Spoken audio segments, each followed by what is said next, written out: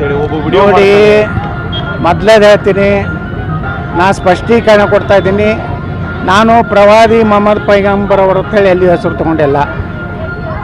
ನಾನು ಮಾತಿನ ವೇಗದಲ್ಲಿ ಮೊಹಮ್ಮದ್ ಅಲಿ ಜಿನ್ನಾ ಅಂತೇಳಿ ಹೇಳುವ ಬದಲಿ ಅಷ್ಟೇ ಕಟ್ಟಾಗಿತ್ತು.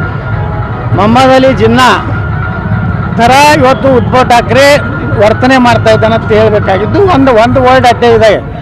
ಯಾವಾಗಲೂ ಪ್ರವಾದಿ ಮೊಹಮ್ಮದ್ ಪೈಗಂಬರ್ ಅಂದಾಗ ಮಾತ್ರ ಆ ಇಸ್ಲಾಂ ಧರ್ಮದ ಸಂಸ್ಥಾಪಕರ ಹೆಸರು ತೊಗೊಂಡಂಗೆ ಆಗ್ತದೆ. ಸುಮ್ಮನೆ ನಿಮ್ಗೆ ಅದು ಕಾಂಗ್ರೆಸ್ನವ್ರು ಬಿಟ್ಟರೆ ಬಿಜಾಪುರನಾಗ ಯಾರೂ ವಿರೋಧ ಮಾಡ್ತಾ ಇಲ್ಲ.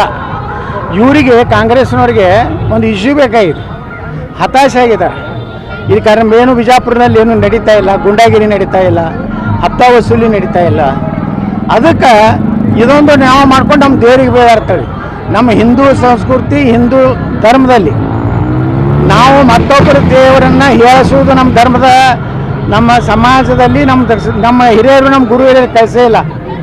ಆದರೆ ಹಿಂದೂ ಧರ್ಮದಲ್ಲಿ ರಾಮ, ಕೃಷ್ಣ, ಲಕ್ಷ್ಮೀ, ಸರಸ್ವತಿಯನ್ನು ಅಪಮಾನ ಮಾಡೋರು ಯಾರು ವಿದೇಶನಾಗ? ಅವ್ರಿಗೂ ಇದೇ ಆಗ್ಬೇಕಲ್ಲ.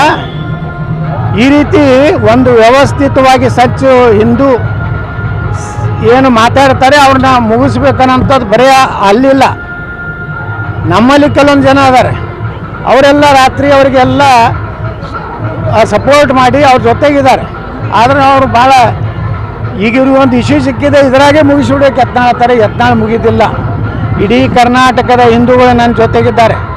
ನೀವೇನಾರು ತಿಳ್ಕೊಂಡಿದ್ರೆ, ನೀವೇನಾರೇ ನನ್ನನ್ನು ಮುಗಿಸ್ಬೇಕಂದಿದ್ರೆ ಕರ್ನಾಟಕದಲ್ಲಿ ಬೆಂಕಿ ಹತ್ತದೆ.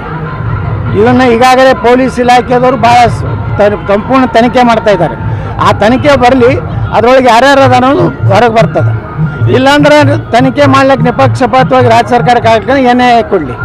ಇದೇ ವಿಚಾರವಾಗಿ ವೇದಿಕೆ ಮೇಲೆ